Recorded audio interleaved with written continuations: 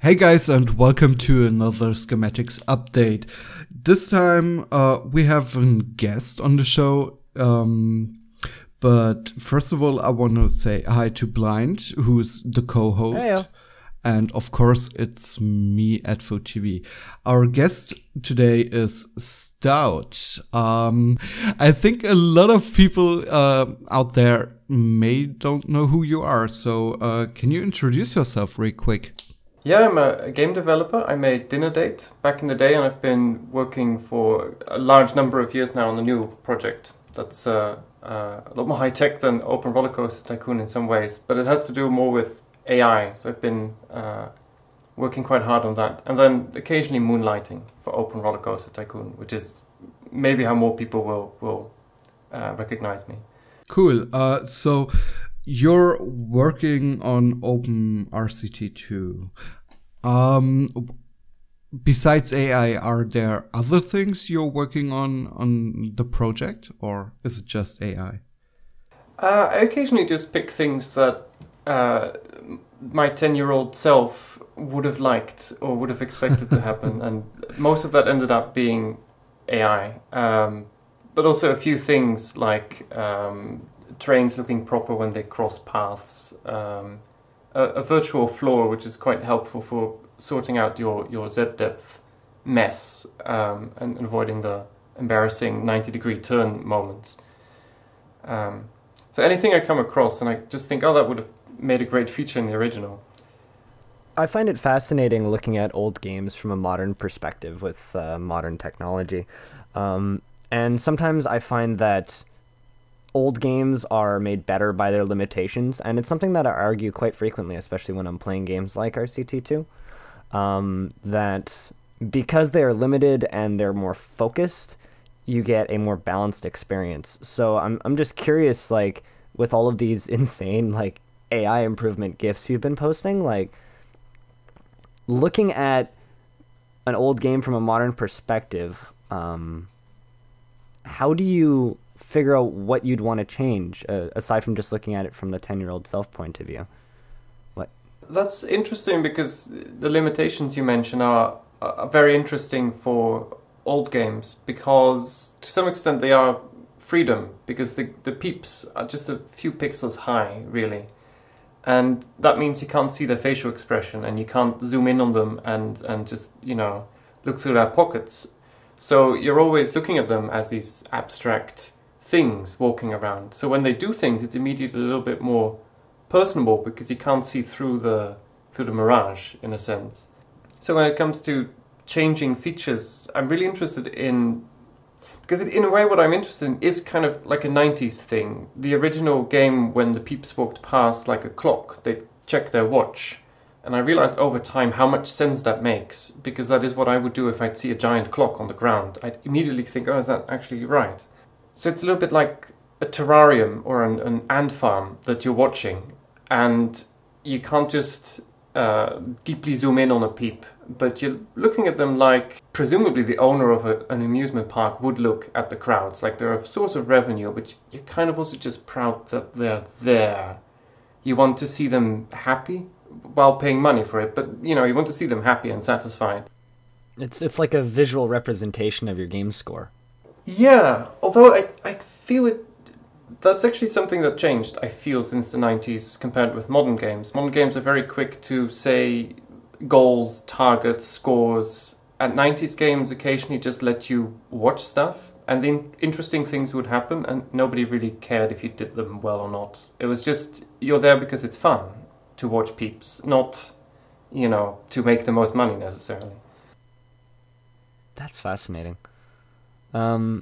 So it's interesting to me that you mentioned them as a kind of a blank slate, like, because they're just a couple of pixels, and that kind of unlocks possibilities. It's funny that you mentioned that, because there's a lot of games that have been popping up recently that are doing exactly that.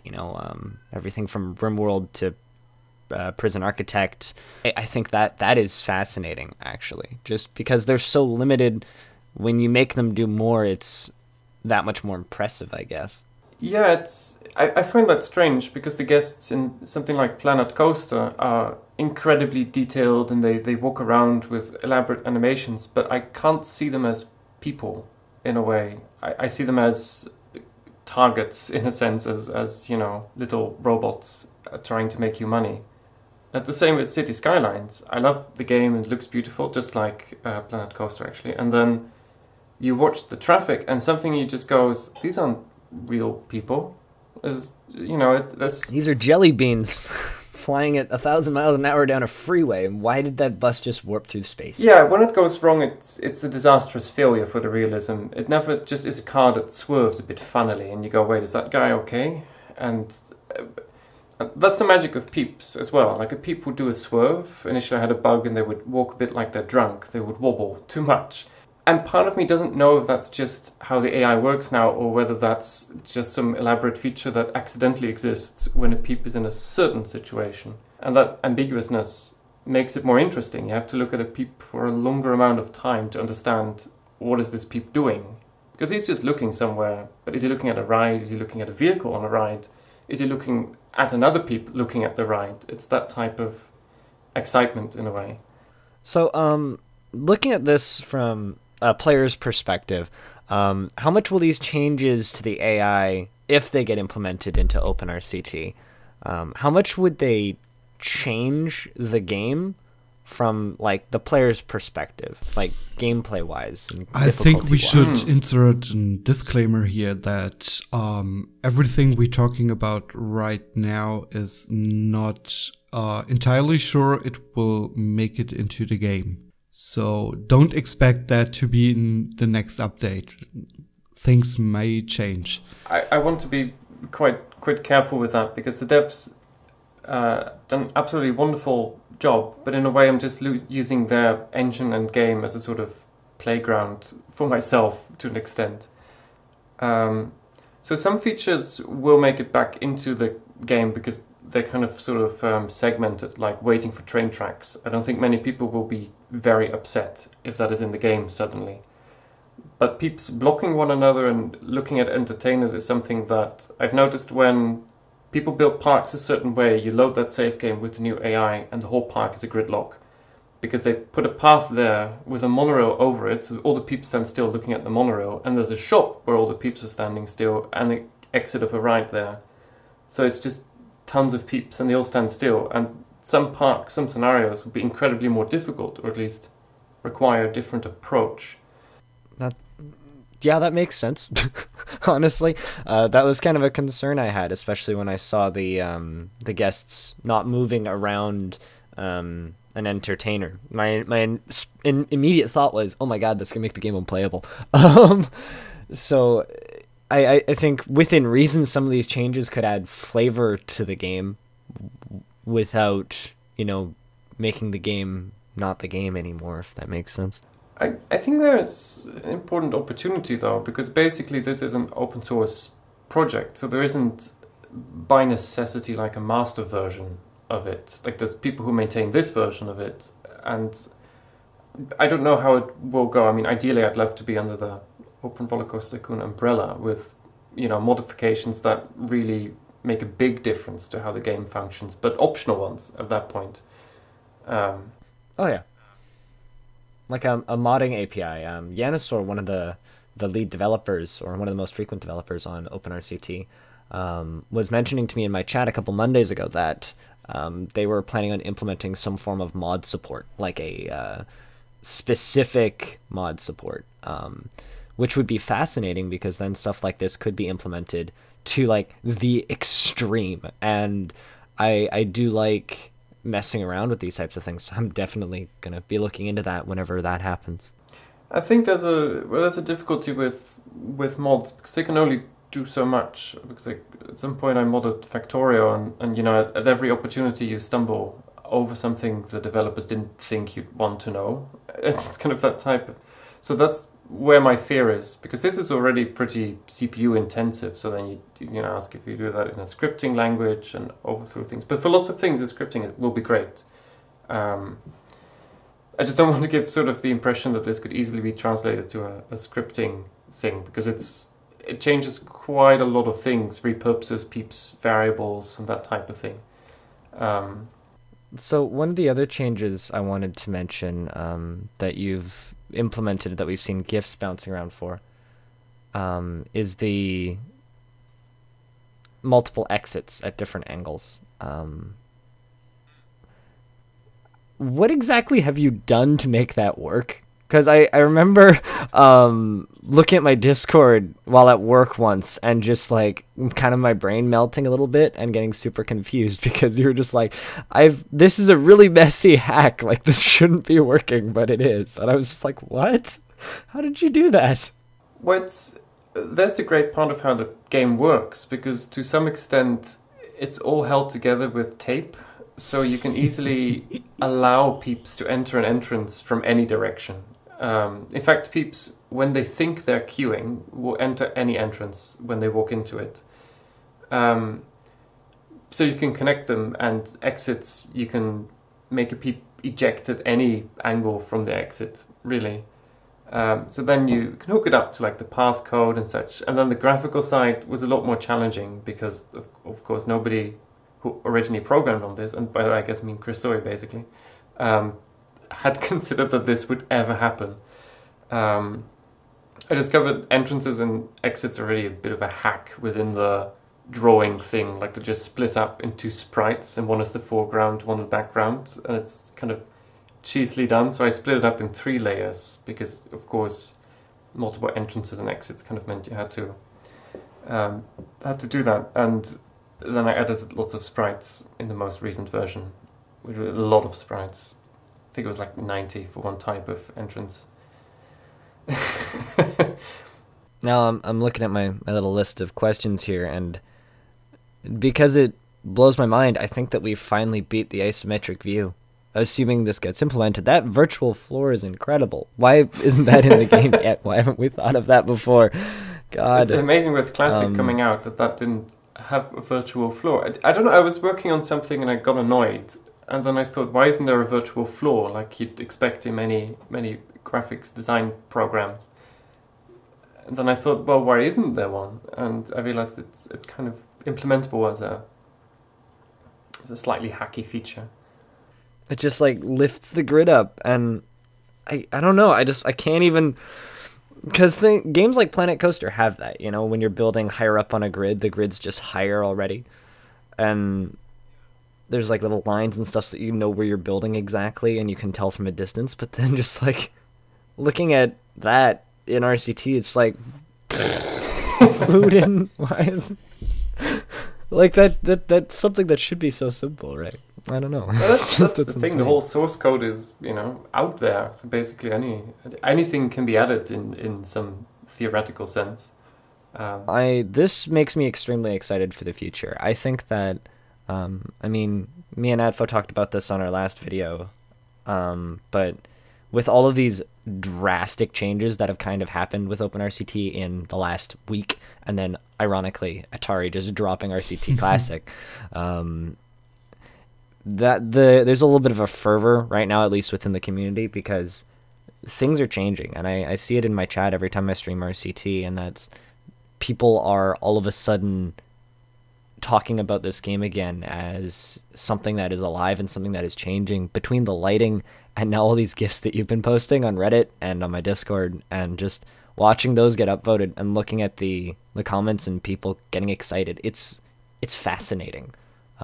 So I really love it when things like this happen with open source projects, regardless of whether or not they make it into the game or not in the grand scheme of things. It really warms my heart as well, because I posted the train GIF on Reddit, and I didn't expect to see the upvote ticker just go that fast. And I was just thinking, wow, people actually really care about like these things, and the graphics, of course, made it on other subreddits, and it's like it's really, because the game is essentially just fundamentally great in itself. Like the original Roller Coaster Tycoon 2 is just a phenomenal, great game. One could say it's a perfect game.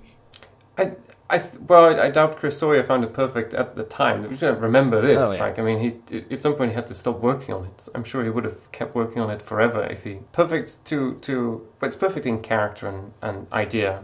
Yes. Because you can expand it in all directions in some way. Like, Yeah. add swimming pools to Roller Coaster Tycoon. And you're like, but theoretically, there's nothing in the code that means... It's funny that you mentioned that, because that's actually already been done in several other ways using various hacks and custom sprites, but like adding them in a more permanent fashion would be neat. Yeah, I mean, relatively few sprites. So you make a peep go into a changing room, come out in like swimming gear and hop in a pool. You know, it's all kind of that type of stuff that's theoretically possible, at least. I mean, I'm constantly thinking about one thing, that is basically how far can you go till the Open Roller Coaster Tycoon project isn't really Roller Coaster Tycoon anymore, and if that's a thing that you're thinking of when you're building these kind of things. There's definitely a limit, although it's hard to define, in the sense that when I made wobbly cues, some people were already going, oh, I don't know about this. But making this AI is, to me, a vanity project almost, where anybody who wants to play it can just, you know, get an executable from me. I'm not keeping it secret, but it's transformative in a sense that sometimes I'm not sure it's even. I mean, this is still Roller Coaster Tycoon, it's still guests and stuff. But then you know, if peeps could pickpocket other peeps, say, is that kind of like a step too far? Is if peeps can get injured, need to actually go to the medical area or be taken there by staff to the you know, it's that type of. Then it's definitely not Roller Coaster Tycoon 2 anymore. So it's becoming like a sort of. You can't call it Open Roller Coaster Tycoon 3, I guess, but 2.5. Open Roller Coaster Tycoon 2X is right. Gotta go with what the kids want. Roller Coaster Tycoon Extreme or XD. Oh, XD, yeah. The peep code is all called PeepX, so I guess I'm halfway there. Just Peep Extreme is what I should call it. You did compare it to Dwarf Fortress once, so we could call it... Yeah, Dwarf Fortress is funny because I didn't realize I was doing it, but so many people have stories about Dwarf Fortress, and few of them are actually about things they necessarily did. They're usually about, oh, I had a dwarf and he wrote poetry about a foot. And it's somehow that's fun, because you've been watching dwarves and then stuff happens and anything's great at that point in a weird way. And I was just thinking, well, what stops peeps from writing a poem about a roller coaster, in a sense? Dwarf Fortress is also one of those games that's been forever in development, and there's no actual clear state it's in a sense. That will forever be in development. Or as long as people are paying them to develop it, it'll be in development. I guess my dream would be like for that to happen with things like PPI and Roller Coaster Tycoon. Just have that sort of flow of magic. New player comes to it, even if they've played the game before, and then they see a peep watching a roller coaster, and as the vehicle goes by, the peep cheers, and they go, wait, what? Did that peep just... I think that's the magic that I had as a child playing the game. I didn't know what the peeps could do, and I didn't know they had stats, really. And I feel that's magic that isn't in most contemporary games. It's very stat-heavy and clear. And I want that magic of peeps, where you watch one and you go, oh, I don't know what is he doing? And he takes a photo and you go, oh, right, oh. It's witnessing the simulation before your eyes and... Yeah. I go, oh, maybe I should expand the path a little bit, you know, to make life better for these peeps. Well, I was editing the virtual floor, and then I had to close a ride because I wanted to test if, you know, it kind of would update and that type of thing. And all these peeps are watching this ride. And part of me just went, oh, that's kind of feel bad, because all these peeps will just keep waiting for this splash, and there'll be no splash. They do actually, they keep watching the ride for a long time, waiting for the next vehicle, and if the ride breaks down, they'll just keep watching and eventually move on, but they'll check their watch as well a little bit. Oh, that's funny. They just say they're watching a closed ride. That's fantastic. So we are getting on 20 minutes here, so I'm gonna wrap this up a little bit. I'm just gonna give you an opportunity, Stout, to just shout out everything that you do, remind everybody who you are, and well, you can. Dinner Date is a great game, objectively speaking. But no, Dinner Date is a great art game, very different Roller Coaster Tycoon, but great short narrative game, available on itch.io and on Steam and other comparative platforms. Find me on the on the various Discords, usually on Blinds and on the roller coaster one. So for updates to this, because I can't bother Reddit too much with GIFs every day. Yeah, thereabouts. I love to hear thoughts, and if people want executables, I'm more than willing to provide internet strangers with executables. Cool. Awesome. And Adfo, you can take us out with the schematics outro. Yeah, for our listeners and viewers, thanks for watching and listening. And if you have any questions, feel free to post them in the comment section under this video. And thanks and goodbye. Bye.